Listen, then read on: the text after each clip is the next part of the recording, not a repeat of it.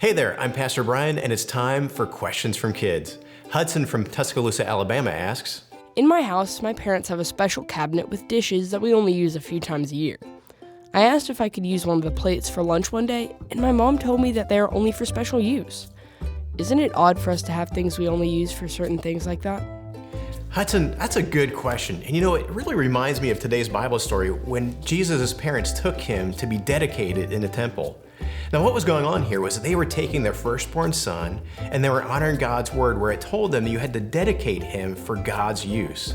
And we know, of course, Jesus was really dedicated for God's use because he existed on earth for this plan to bring salvation to us. And so that's kind of the idea here about using something for a special purpose, for a certain use.